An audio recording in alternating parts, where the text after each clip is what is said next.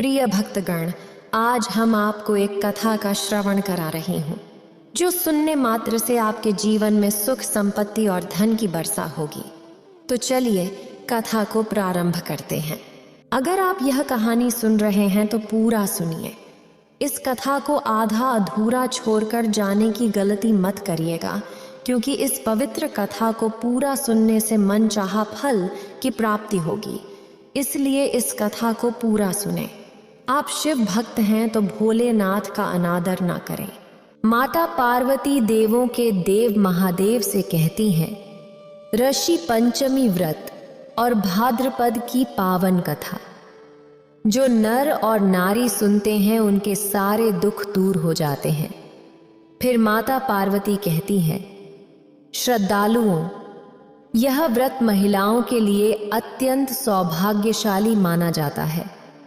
इस व्रत को रखने से महिलाएं रजस्वला दोष से मुक्त हो जाती हैं, अर्थात माहवारी के समय किसी माताओं या बहनों से कोई चूक या पाप हो गया हो तो उन्हें इस पाप से मुक्ति मिल जाती है।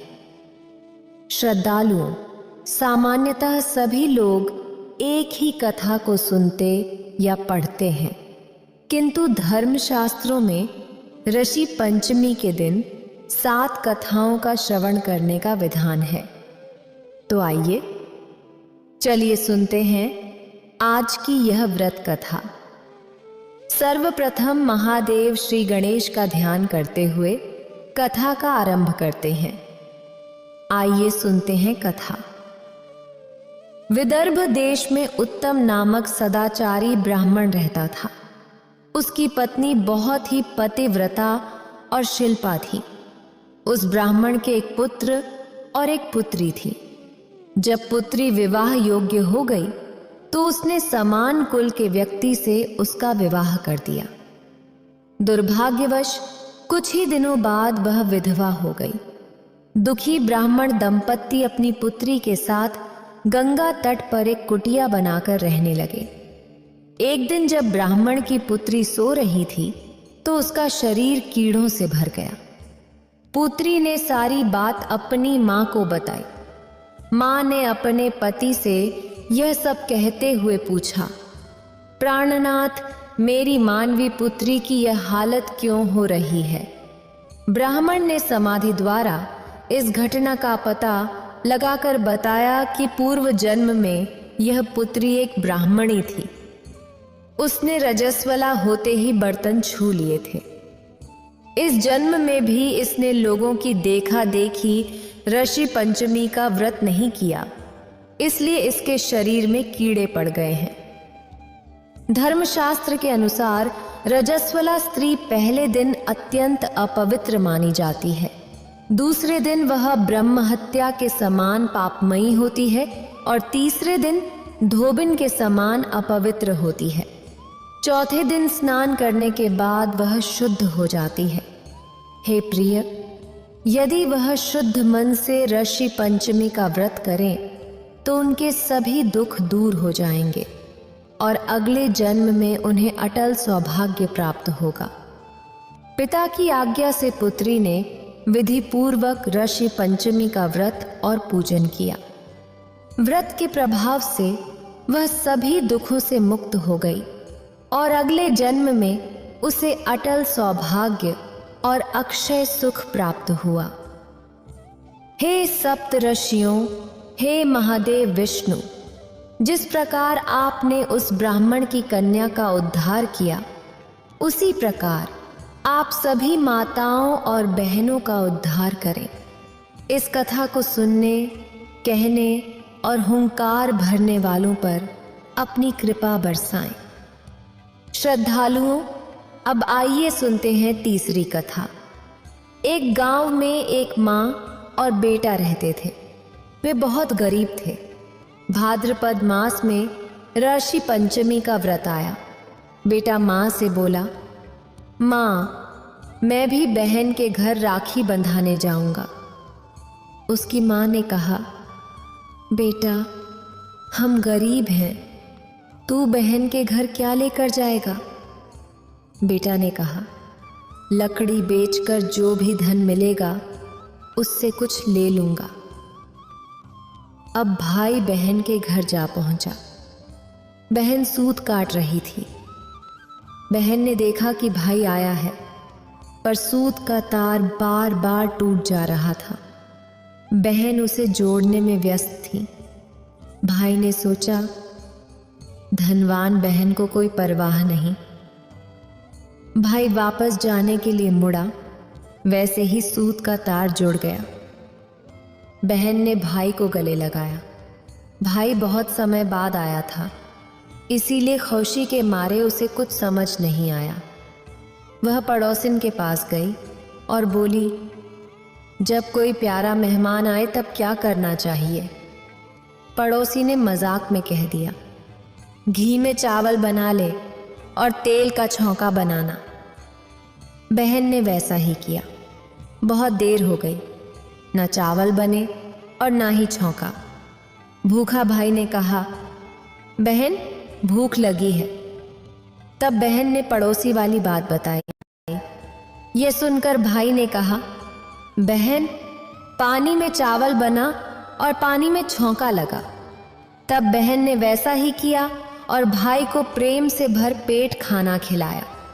फिर बहन ने भाई को बैठाकर तिलक किया, हाथ में नारियल देकर राखी बांधी। भाई ने जो भी भेंट लाया था वह बहन को दे दी। बहन ने जल्दी उठकर चक्की में आटा पीसकर भाई के लिए लड्डू बना दिए। सुबह जब भाई जाने लगा तो बहन ने जल्दी से अंधेरे में बनाए लड्डू भाई के हाथ में दिए और कहा, भाई रास्ते में खा लेना। भाई के जाने के बाद जब बच्चे उठे तो बहन ने उन्हें लड्डू दिए, लेकिन लड्डू में सांप के टुकड़े मिले। बहन बहुत देर दौड़ती रही, तब उसे पेड़ के नीचे बैठा भाई दिखाई दिया।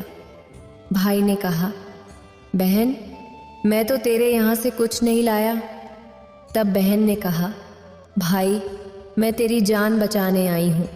जो लड्डू मैंने तुझे दिए थे उनमें सांप पिस गया था, इसलिए मैं दौड़ी दौड़ी आई। बहन को प्यास लगी। कुछ दूर से आवाज आ रही थी। बहन बोली, भाई मैं पानी पीकर आती हूँ, तू आराम कर। बहन पानी पीने गई तो उसने देखा। फिर माता पार्वती कहती हैं, अब आइए सुनते हैं। दूसरी कथा, एक बुजुर्ग महिला कुछ बना रही थी लेकिन बिगाड़ रही थी। बहन ने पूछा, माँ आप क्या कर रही हैं? बुजुर्ग महिला ने कहा, एक गांव में एक लड़का है, उसकी शादी होगी तो वह मर जाएगा। बहन ने कहा, वह तो मेरा भाई है, उसे बचाने का कोई उपाय बताइए। बुजुर्ग महिला ने कहा, अगर उसकी बहन उसकी शादी तक सभी काम उलटे करे, पहले खुद को करवाए और भाई को अपशब्द कहे तो भाई की जान बच सकती है। बहन वापस आई और जिद करने लगी कि वह भी भाई के साथ घर जाएगी और अपशब्द कहने लगी। भाई ने सोचा कि बहन को कुछ हो गया है और उसे अपने साथ ले गया। जब भाई बहन घर पहुंचे तो भाई के लिए शादी का रिश्ता आया। शादी होने लगी और बारात जाने लगी। बहन ने कहा, मैं भी बारात में जाऊंगी। सबने समझाया कि औरतें बारात में नहीं जाती, पर वह नहीं मानी। एक बुजुर्ग समझदार व्यक्ति ने कहा, यह जिद कर रही है तो ले जाओ। पहले उसकी बस सजाई गई और भाई को बस में बैठाया गया। आगे जाकर बारात एक पेड़ के नीचे विश्राम करने लगी तो बहन ने कहा, इस पेड़ के नीचे मेरी बस रुकेगी।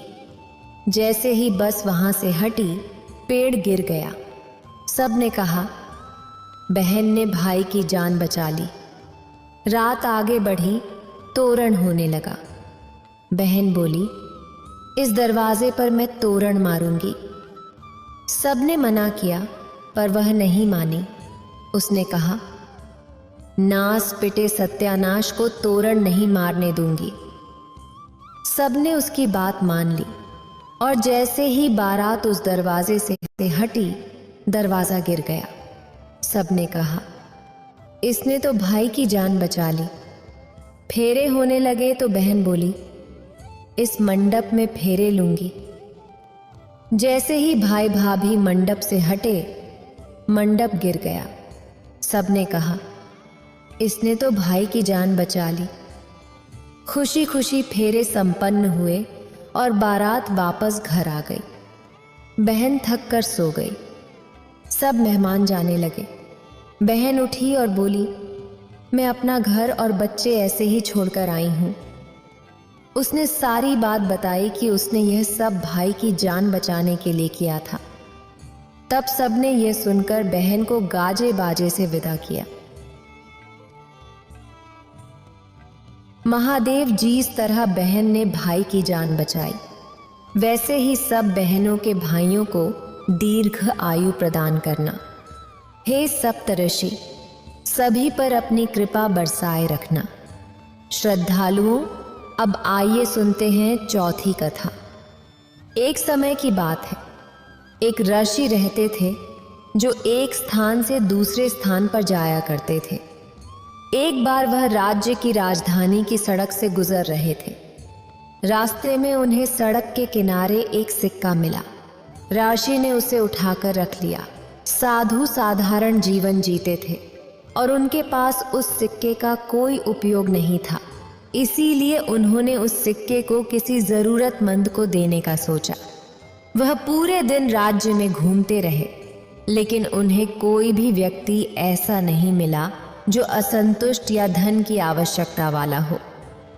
रात में वह अपनी कुटिया में गए और वहां पर अपनी रात बिताई। अगली सुबह वह उठे और अपनी दैनिक कार्य कर रहे थे। तभी उस विश्राम स्थल से गुजर रहे राजा ने उन्हें देखा और अपने सैनिकों को वहीं रुकने का आदेश दिया। राजा ऋषि के पास गए और बोले, मैं दूसरे राज्य को जीतने के लिए युद्ध पर जा रहा हूं ताकि मेरे राज्य का विस्तार हो सके। कृपया मुझे विजयी होने का आशीर्वाद दें। साधु ने अपने हाथ में रखा सिक्का निकाला और राजा को दे दिया। राजा ऋषि के कृत्य से भ्रमित हो गया और उसने प्रश्न किया, आपने मुझे यह सिक्का क्यों दिया है? मैं तो खुद राजा हूं, इसका क्या मतलब है? ऋषि ने मुस्कुराते हुए कहा, महाराज, कल सुबह मैं राजधानी में घूम रहा था। मुझे सड़क किनारे ये सिक्का मिला। मैंने उसे उठाया और मैं पूरे दिन में शहर में घूमता रहा और लोगों से मिलता रहा, लेकिन जरूरतमंद को देने का फैसला किया था। एक नगर में एक ब्राह्मण रहते थे। एक दिन ब्राह्मण की पत्नी ने ऋषि पंचमी का उद्यापन करने का सोचा। इसलिए उसने ऋषियों को भोजन के लिए आमंत्रित किया, लेकिन अगले ही दिन उसे महावारी आ गई। उसने सोचा कि अब क्या करें। वह अपनी पड़ोसिन के पास गई और पूछा कि मैं क्या करूं? मैंने तो आज ऋषियों को खाना खिलाने के लिए न्योता दिया है और आज ही मेरी महावारी आ गई है। पड़ोसिन ने कहा, तू 7 बार नहा ले, 7 बार कपड़े बदल ले और फिर खाना बना ले। इसके बाद तुम भोजन बनाकर ऋषियों को खिला देना। उसने ऐसा ही किया। जब ऋषि घर आए और ब्राह्मण की पत्नी से पूछा, हम 12 वर्ष में आंखें खोलते हैं, भोजन में कोई आपत्ति तो नहीं? ब्राह्मण की पत्नी ने कहा, भोजन में कोई आपत्ति नहीं है, आप आंख खोलिए। ऋषियों ने जैसे ही आंख खोली तो देखा कि भोजन में कीड़े लटक रहे हैं। यह देखकर उन्होंने ब्राह्मण और उसकी पत्नी को श्राप दे दिया। इसके कारण अगले जन्म में वह ब्राह्मणी जय श्री कुतिया बन गई और वह ब्राह्मण जो रजतूला स्त्री के संपर्क में आने के कारण बैल की योनि में जन्मा। क्योंकि ऋतु दोष के अलावा इन दोनों का कोई अपराध नहीं था, इसलिए इन दोनों को अपने पूर्व जन्म का सारा विवरण याद रहा। वे दोनों कुतिया और बैल के रूप में उसी नगर में अपने बेटे सुचित्र के यहाँ रहने लगे। धर्मात्मा सुचित्र अपने अतिथियों का पूरा सत्कार करता था। अपने पिता के श्राद्ध के दिन उसने ब्राह्मणों के लिए नाना प्रकार के भोजन बनाए। जब उसकी पत्नी किसी काम के लिए रसोई से बाहर गई तो एक सर्प ने रसोई की खीर में विष डाल दिया। कुतिया के रूप में ब्राह्मणी सुचित्र की मां कुछ दूर से यह सब देख रही थी। पुत्र की बहू के आने पर उसने पुत्र को ब्रह्म हत्या के पाप से बचाने के लिए उस बर्तन में मुंह डाल दिया। सुचित्र की पत्नी चंद्रवती से कुतिया का यह कृत्य देखा नहीं गया। उसने चूल्हे से जलती लकड़ी निकालकर कुतिया को मार भगाया। बेचारी कुतिया मार खाकर इधर उधर भागने लगी।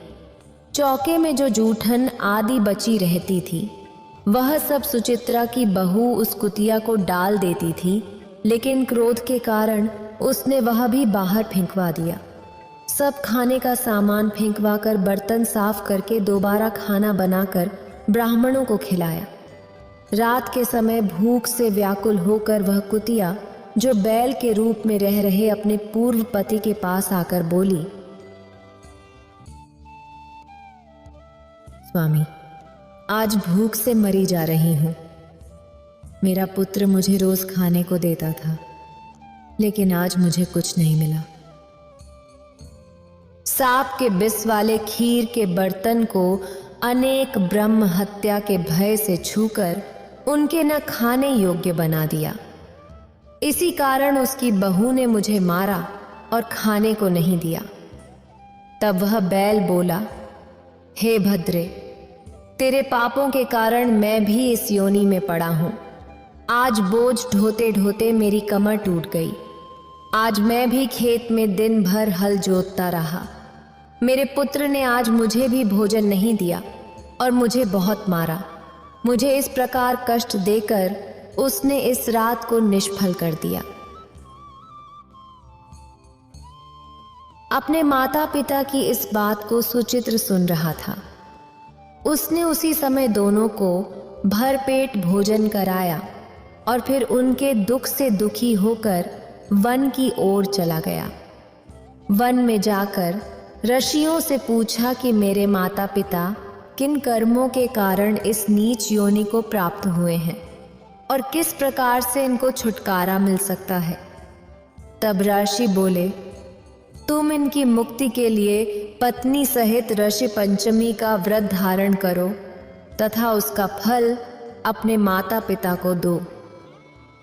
भाद्रपद महीने की शुक्ल पंचमी को मुख शुद्ध करके मध्याह्न में नदी के पवित्र जल में स्नान करना और नए रेशमी कपड़े पहनकर अरुंधति सहित सप्त ऋषियों का पूजन करना। इतना सुनकर सुचित अप्रियता से हो गई। अपने घर लौट आया और अपनी पत्नी सहित विधि विधान से पूजन व्रत किया। उसके पुण्य से माता पिता दोनों पशु योनि से छूट गए। इसीलिए जो महिलाएं श्रद्धा पूर्वक ऋषि पंचमी का व्रत करती हैं वे समस्त सांसारिक सुखों को भोग कर बैकुंठ को जाती हैं। फिर माता पार्वती कहती हैं, तो चलिए सुनते हैं। एक गांव में माँ और बेटी रहती थी। एक दिन बेटी अपनी माँ से कहने लगी कि गांव के सब लोग मेला देखने जा रहे हैं, मैं भी मेला देखने जाऊंगी। माँ ने कहा, वहाँ बहुत भीड़ होगी, कहीं गिर जाओगी तो चोट लग जाएगी। लड़की ने माँ की बात नहीं सुनी और मेला देखने चली गई। माँ ने जाने से पहले बेटी को 2 लड्डू दिए और एक घड़े में पानी दिया।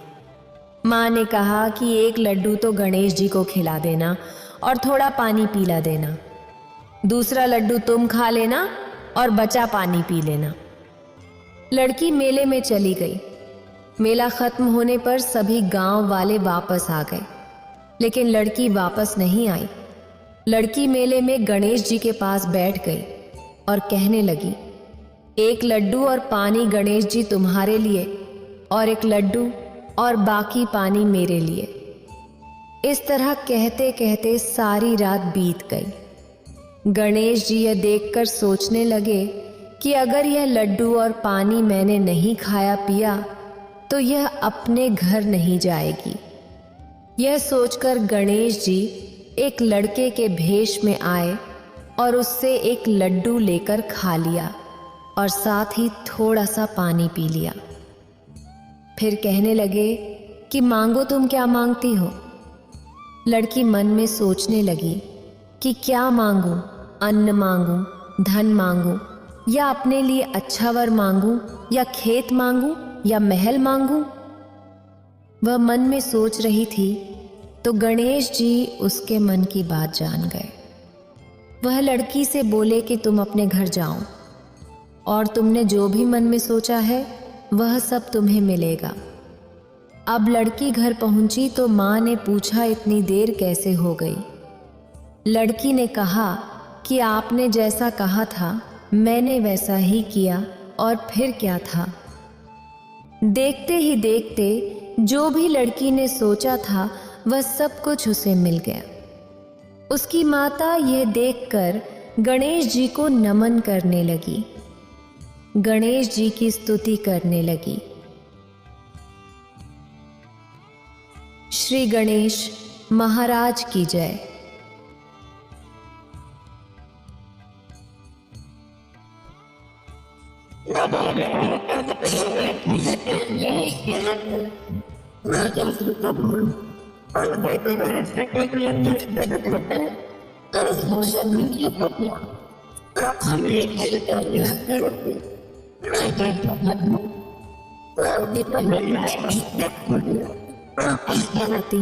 सब तो सींच कर आती, परंतु एक बुढ़िया जाती और कहती हैं, तुलसी माता सबकी दाता तेरा विडला सींचती हूँ, मुझे बल दे, पीले रंग की धोती दे, मीठा घास दे, बैकुंठ में वास्ते चटक की चाल दे, कृष्ण जी का कंधा दे।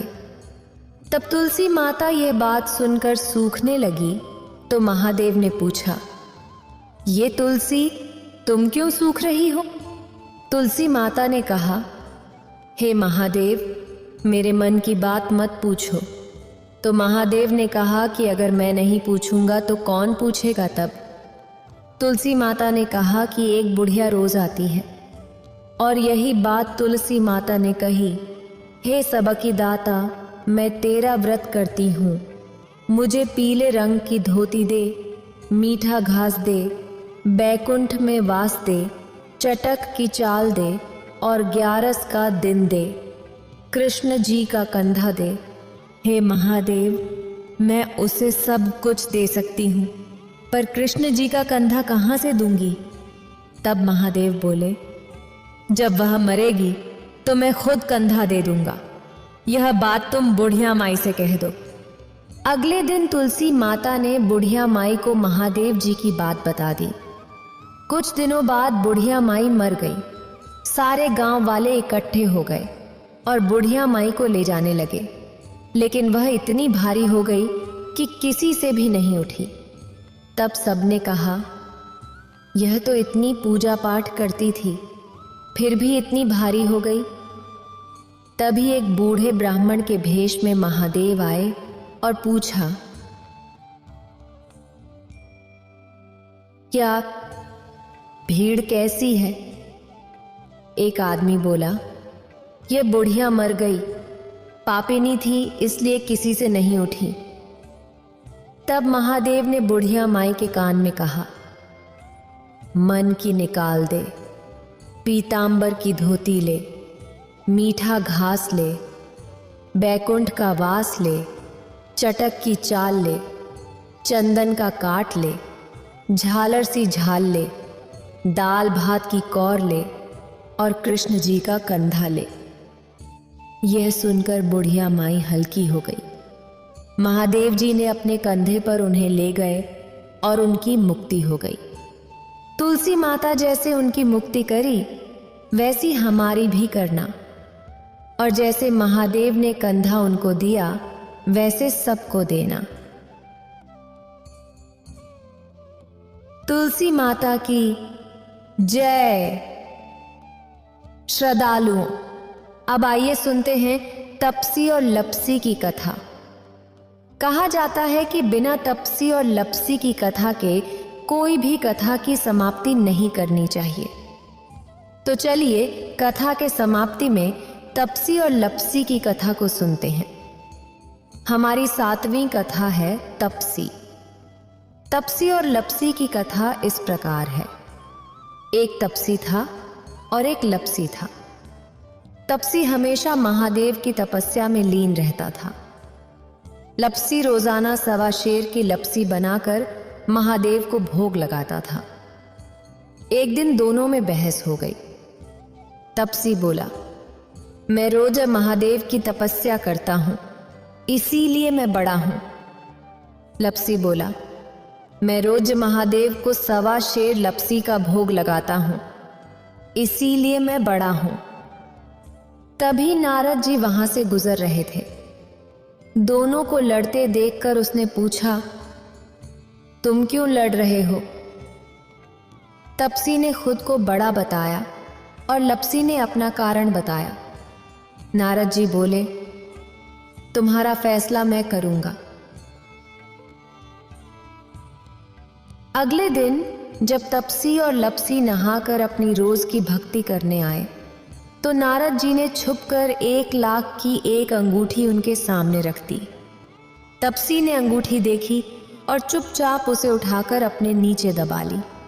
लपसी ने भी अंगूठी देखी लेकिन उसने ध्यान नहीं दिया और महादेव को भोग लगाकर लापसी खाने लगा। नारद जी सामने आए और दोनों से पूछा, कौन बड़ा है? नारद जी ने तपसी से खड़ा होने को कहा। जब तपसी खड़ा हुआ तो उसके नीचे से अंगूठी गिर पड़ी। नारद जी ने तपसी से कहा, तपस्या करने के बाद भी तुम्हारी चोरी करने की आदत नहीं गई, इसलिए लपसी बड़ा है और तुम्हें तुम्हारी तपस्या का कोई फल नहीं मिलेगा। तपसी शर्मिंदा होकर माफी मांगने लगा और पूछा, मुझे मेरी तपस्या का फल कैसे मिलेगा?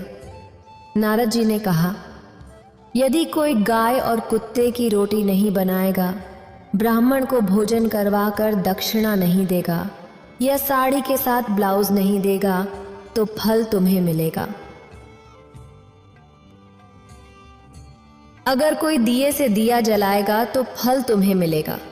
अगर कोई पूरी कहानी सुन ले लेकिन तुम्हारी कहानी नहीं सुनेगा तो भी फल तुम्हें मिलेगा। श्रद्धालुओं, उसी दिन से हर व्रत कथा कहानी के साथ तपसी लपसी की कहानी भी सुनी और कही जाती है। देव ऋषि नारद की जय। फिर माता पार्वती कहती हैं, बहुत समय पहले की बात है। एक नगर में एक ब्राह्मण और उसकी पत्नी रहते थे। ब्राह्मणी ने घर में एक नेवला पाल रखा था। उसे नेवला बहुत प्यारा लगता था और वह उसकी पूरी देखभाल करती थी। नेवला को पूरे घर में घूमने की आज़ादी थी। कुछ समय बाद ब्राह्मणी के घर एक लड़का पैदा हुआ। तब ब्राह्मण ने अपनी पत्नी से कहा, देखो, हमारे घर में एक प्यारे से बच्चे ने जन्म लिया है। अब इस नेवले को घर से निकाल देते हैं, कहीं यह नेवला हमारे बच्चे को नुकसान न पहुंचा दे। ब्राह्मणी ने ब्राह्मण की बात नहीं मानी क्योंकि उसे नेवला बहुत प्यारा था। नेवला घर में पहले जैसे ही रहने लगा और ब्राह्मणी अपने बेटे के साथ साथ उस नेवले का भी पूरा ख्याल रखती। धीरे धीरे समय बीतता गया। एक दिन ब्राह्मणी कुएं से पानी लेने गई। बच्चा घर पर पालने में सो रहा था और नेवला पास में ही आराम कर रहा था। इतने में कहीं से एक सांप आया और बच्चे के पालने की तरफ बढ़ने लगा। नेवले ने सांप को बच्चे की तरफ आते देखा और सतर्क हो गया। नेवला तो वैसे भी सांप का दुश्मन होता है। नेवला सांप पर टूट पड़ा। बहुत देर तक सांप से लड़ाई करने के बाद नेवले ने सांप के टुकड़े टुकड़े कर दिए। इस कारण घर में हर तरफ खून के छींटे बिखर गए और नेवले का मुंह भी खून से भर गया। नेवला बहुत खुश हुआ कि उसने अपने मालिक के बेटे की जान बचा ली।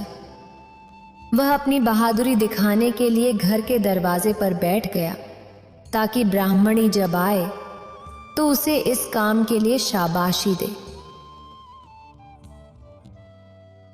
जब ब्राह्मणी कुएं से पानी लेकर लौटी तो उसने दरवाजे पर खून से सने हुए नेवले को देखा और बहुत घबरा गई। उसने सोचा कि इस दुष्ट नेवले ने मेरे बेटे को मार दिया है, इसलिए वह गुस्से से आग बबूला हो गई। उसने अपने पानी से भरे घड़े को नेवले के ऊपर जोर से पटक दिया और नेवला वहीं तुरंत मर गया।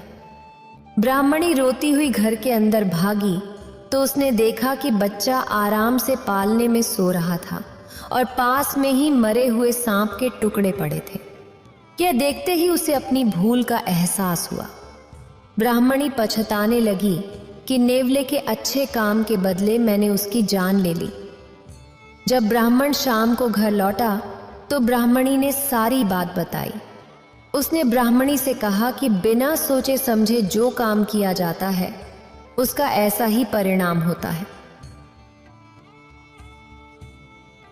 दोस्तों, हमारे जीवन में भी कई ऐसे पल आते हैं जब हम आवेश में आ जाते हैं। ऐसे में भावनाओं में बहने से पहले सोचें, समझें और फिर निर्णय लें, क्योंकि कुछ समय बाद हमें अपनी गलती का एहसास होता है और तब पछताने के अलावा कुछ नहीं कर सकते। श्रद्धालुओं, तो यह थी ऋषि पंचमी की सप्त कथा। दुनिया में कोई अपना नहीं होता। बेटा बहू का होता है, बेटी दामाद की होती है, शरीर शमशान का होता है और जिंदगी मौत की होती है। लोग जरूरत के हिसाब से इस्तेमाल करते हैं और हम सोचते हैं कि लोग हमें पसंद करते हैं। यही तो भ्रम है। जिंदगी की सबसे अच्छी दवा जिम्मेदारी है। एक बार इसे अपनाकर देखिए, जिंदगी भर थकने नहीं देगी। जब तक काम आएंगे तब तक पूछे जाएंगे, क्योंकि चिरागों के चलते ही दिल्ली को बुझा दिया जाता है। इस दुनिया में सभी महिलाएं अपने बेटे को श्रवण बनाना चाहती हैं, लेकिन अपने पति को श्रवण बनते नहीं देख सकती। पैसों से मिली खुशी कुछ समय के लिए रहती है, लेकिन अपनों से मिली खुशी जीवन भर साथ रहती है। किसी की बुराई तलाश करने वाले इंसान की मिसाल उस मक्खी की तरह है जो सारे खूबसूरत जिस्म को छोड़कर केवल जख्म पर ही बैठती है। महादेव कहते हैं, जिसे जाना है उसे जाने दो। अगर वो आज रुक भी गया तो कल चला जाएगा। किसी को नजरअंदाज करने में और व्यस्त रहने में बहुत फर्क होता है। खूबसूरती इसमें नहीं कि हम कैसे दिखते हैं, बल्कि खूबसूरती इसमें है कि हम दूसरों से कैसे व्यवहार करते हैं। खुदकुशी स्वीकार करने वाला समाज खुद की खुशी से की गई शादी कभी स्वीकार नहीं कर पाता। अगर किसी की आदत देखनी है तो उसे इज्जत दो, और अगर किसी की फितरत देखनी है तो उसे आज़ादी दो। मुझे कमज़ोर समझने की गलती मत करना। मैं प्यार और वार वक्त आने पर दोनों करना जानता हूँ। खामोशियाँ कभी बेवजह नहीं होती। कुछ दर्द ऐसे होते हैं जो आवाज़ तक छीन लेते हैं। जिंदगी में मोहब्बत भले ही खो जाए, लेकिन मोहब्बत के लिए कभी जिंदगी मत खोना। अंधकार में डूबे इंसान को ना तो अपनी गलतियां दिखाई देती हैं और ना ही दूसरों की अच्छाई। इंसानों में कुछ अच्छाई दिखाई देती है। आज तक बहुत भरोसे टूटे, लेकिन भरोसे की आदत अब तक नहीं छूटी। लोगों से रिश्ते निभाकर बस एक ही बात सीखी है, अगर किसी की हद से ज्यादा फिक्र करोगे तो वो इंसान आपको रद्दी के भाव समझने लग जाएगा। जो लोग दूसरों को हर समय नीचा दिखाते रहते हैं, उनको ये एहसास नहीं है कि वो ऐसा करके खुद कितना नीचे गिर रहे हैं। खामोशी का मतलब लिहाज भी होता है, पर कुछ लोग इसे कमजोरी समझ लेते हैं। मुझे किसी बात का घमंड नहीं है, क्योंकि मैं जानता हूं कि एक रात ऐसी भी आएगी जिसके बाद कोई सवेरा नहीं होगा। जिंदगी में दो लोग बहुत तकलीफ देते हैं, एक वो जिससे प्रेम ना हो और उसके साथ रहना पड़े, और दूसरा वो जिससे हद से ज्यादा प्रेम हो और उसके बिना रहना पड़े। बहुत खास होते हैं वो लोग जो वक्त आने पर अपनों को वक्त देते हैं। मजाक और पैसा काफी सोच समझकर उड़ाना चाहिए।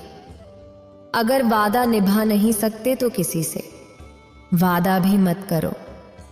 इस खेल में आपका तो सिर्फ वादा टूटता है, लेकिन कोई अंदर तक टूट जाता है। वो इंसान आपकी वैल्यू कभी नहीं समझेगा जिसके लिए आप हमेशा उपलब्ध रहेंगे।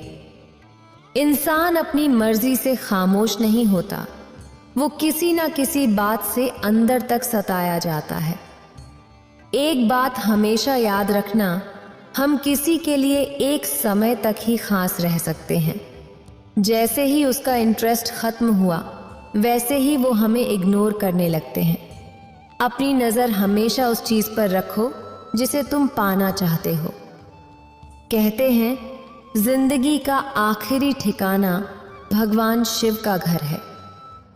कुछ अच्छा कर लीजिए, क्योंकि किसी के घर खाली हाथ नहीं जाते।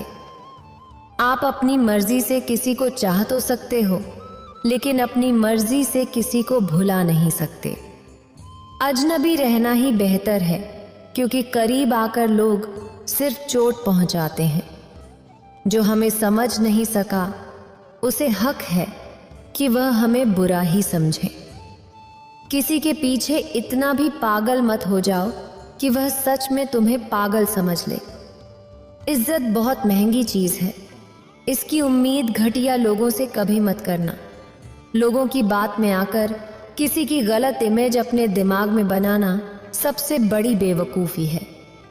जो अपनी औकात नहीं बना पाता, उसे या तो किसी की गुलामी करनी पड़ती है, ये दुनिया उसे उसकी औकात दिखाती है। कुछ लोगों को कितना भी अपना बनाने की कोशिश कर लो, लेकिन वो साबित कर देते हैं कि वो हमारे कभी नहीं बन सकते। वक्त रहते ही खुद को बदल लेने में ही भलाई है, क्योंकि अगर वक्त ने बदला तो बहुत तकलीफ होगी। आज के दौर का वही महादेव है जिसके पास पैसा और पद है। आज रिश्ते का दूसरा नाम पैसा बन गया है।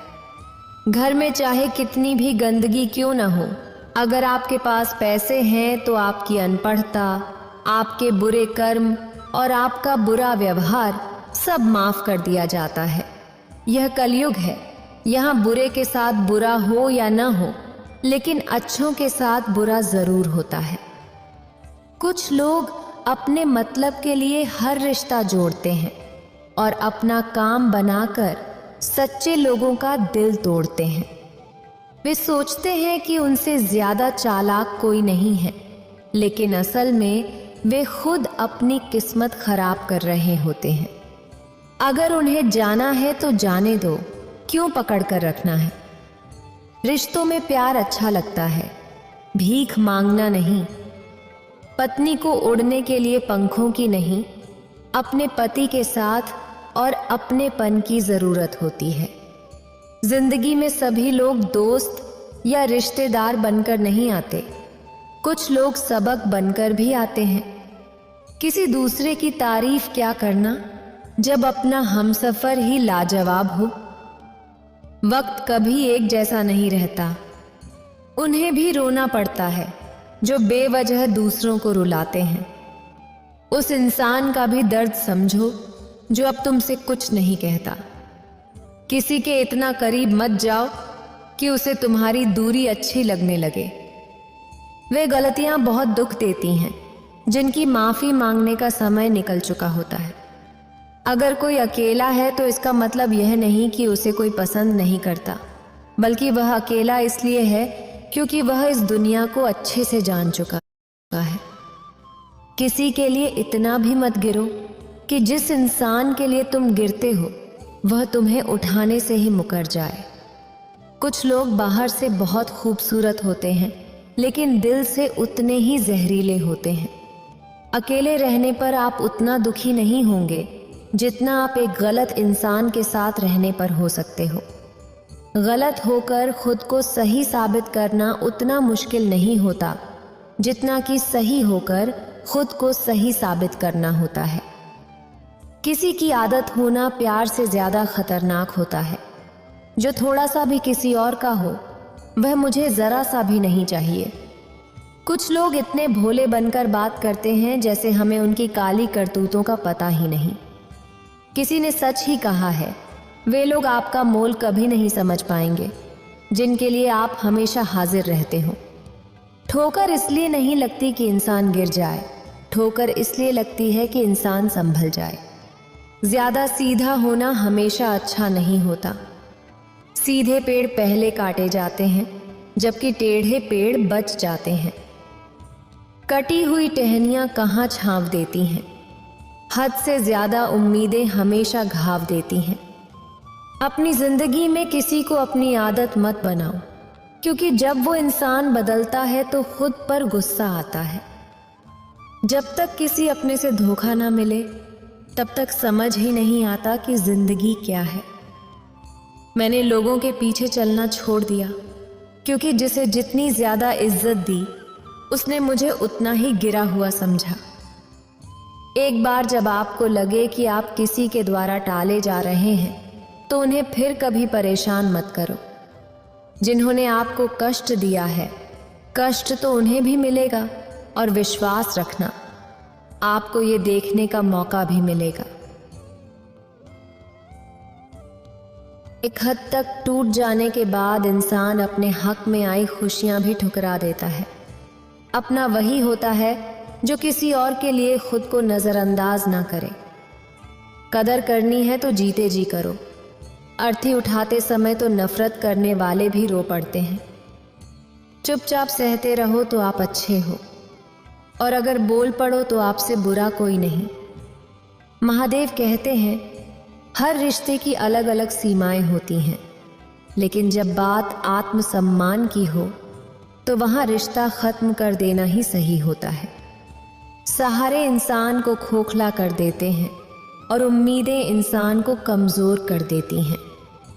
इसलिए अपनी ताकत के बल पर जीना शुरू करो, क्योंकि आपसे अच्छा साथी और हमदर्द आपका कोई और नहीं हो सकता। ऐसा लगता है हमें तो सारे फरिश्ते ही मिले। अपनी जिंदगी में कोई गलती करता ही नहीं, हमेशा गलती हमारी ही होती है।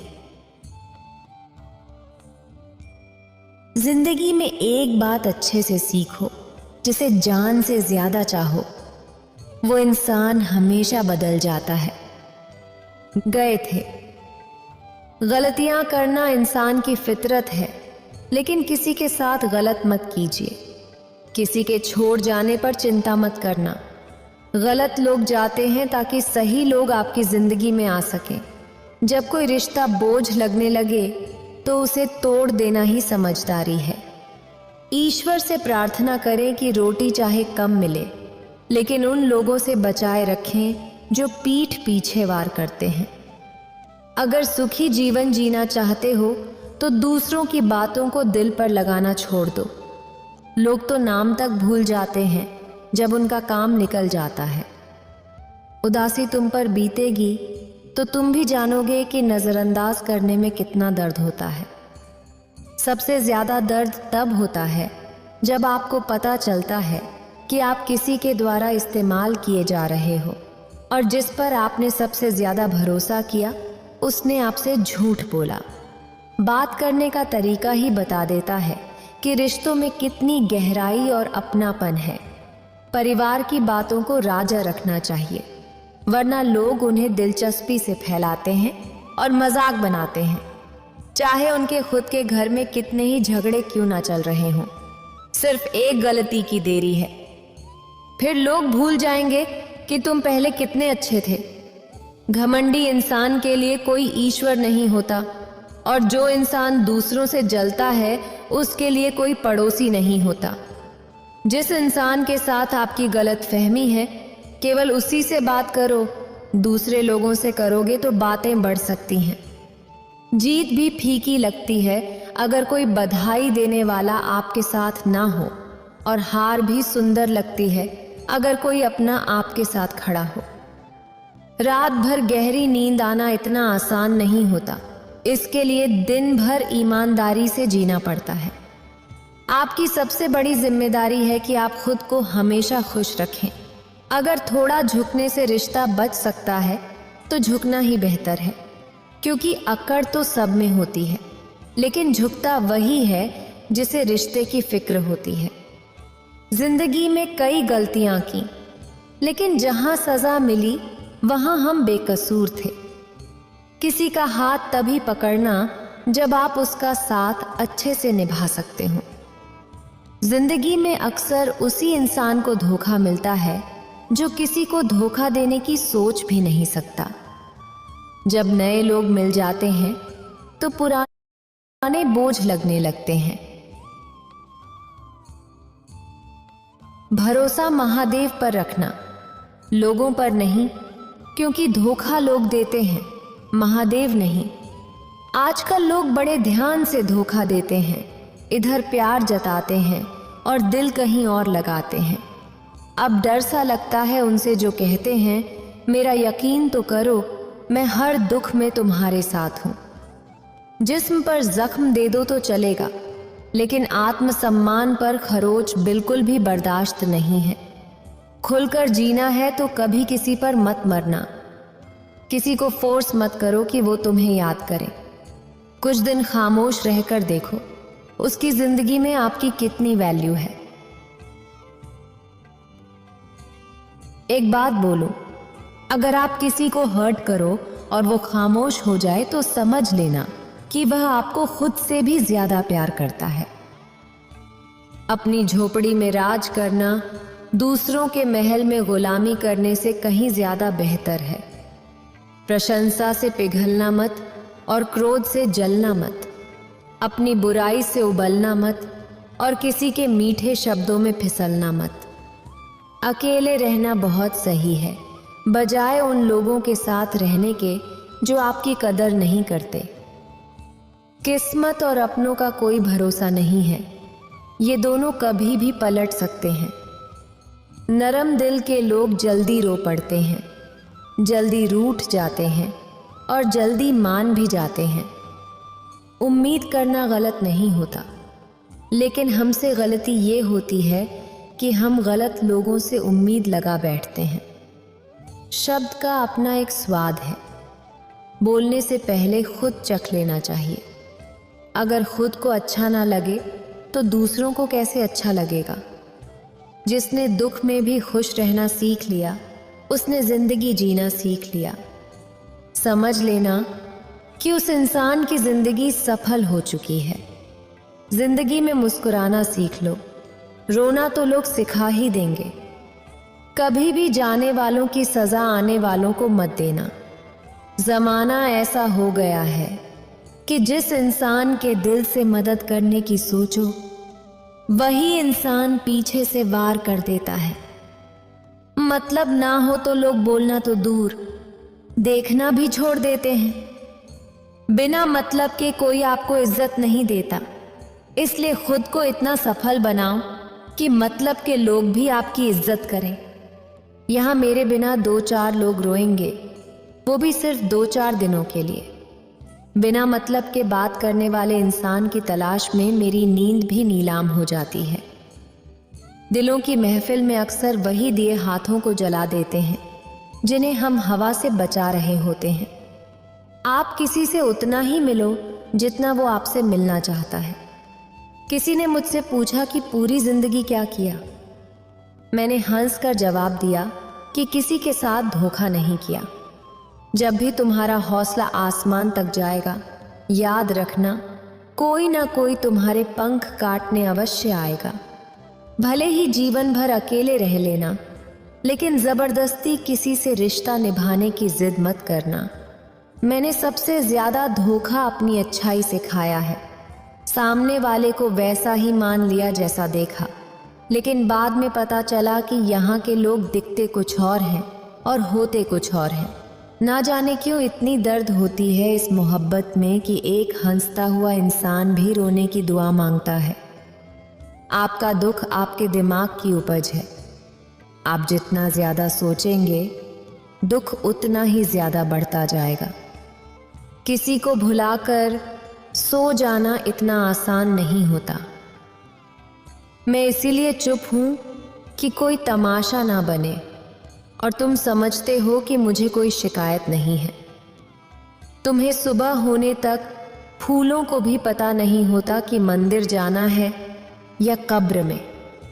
इसलिए जिंदगी जैसी भी है, उसे हंस खेल कर जिया करो, क्योंकि चिंता करके आप कुछ भी नहीं बदल पाओगे। क्या आप माफ कर पाओगे उसे, जिसने आपसे प्यार तो किया पर आपका साथ नहीं दिया? उसका वादा भी अजीब था कि जिंदगी भर साथ निभाएंगे। मैंने भी ये नहीं पूछा कि मोहब्बत के साथ या यादों के साथ। ताकत की असली पावर उसको छुपाने में है, ना कि उसको दिखाने में। भरोसे में इतने भी अंधे मत बनो कि पास वाले का असली रंग आपको दिखाई ना दे।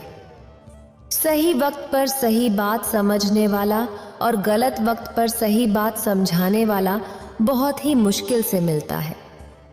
जिंदगी हमेशा अपने हिसाब से जियो। अगर लोगों के हिसाब से जियोगे तो ना लोगों के रहोगे और ना खुद के रहोगे। भरोसा एक ऐसी चीज है जिसके टूटने पर कोई आवाज तो नहीं होती, लेकिन उसकी गूंज जिंदगी भर सुनाई देती है। उम्मीद जिंदा रखिए। देखना आज हंसने वाले कल तालियां बजाएंगे, जो हर किसी पे मर जाए।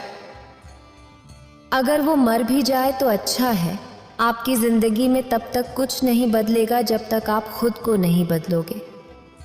जब हम किसी के लिए कुछ अच्छा करते हैं तो हमारे लिए भी कहीं कुछ अच्छा हो रहा होता है। इतना कहकर माता पार्वती इस कथा को समाप्त करती हैं। इस वीडियो को बोलते समय कोई त्रुटि हो तो मैं क्षमा चाहती हूँ। उम्मीद है आप सभी को ये वीडियो अच्छी लगी होगी। अगर आप शिव के सच्चे भक्त हैं तो चैनल को सब्सक्राइब और वीडियो को लाइक करके कमेंट में हर हर महादेव लिख दीजिए।